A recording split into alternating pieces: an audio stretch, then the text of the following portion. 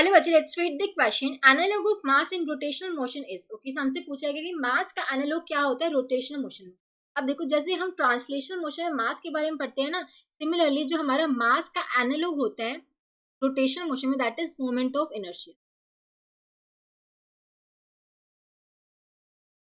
जो मास हमारा role play करता है ट्रांसलेशनल मोशन में,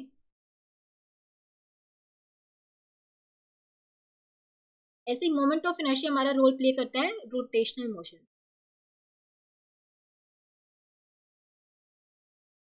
ठीक है, तो जो एनालॉग ऑफ मास होता है रोटेशनल मोशन में, that is moment of inertia.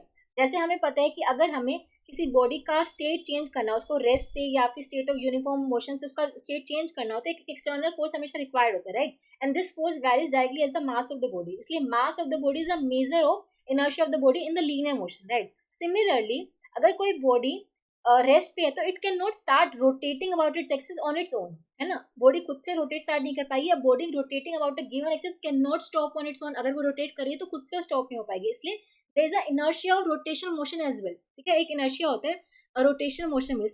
तो इसी तरीके से जो quantity that measure the inertia of rotational motion of the body is called rotational inertia या फिर मोमेंट ऑफ इनर्शिया। जैसे हम बोलते हैं ना कि लीनियर मोशन में mass of the body measure होता है इनर्शिया ऑफ द बॉडी का, सिमिलरली जो मोमेंट ऑफ इनर्शिया होता है that is the measure of the inertia of rotational motion.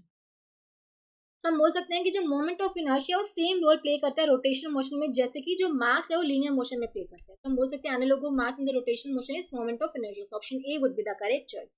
I hope आप सबको समझ आया होगा। Thank you so much.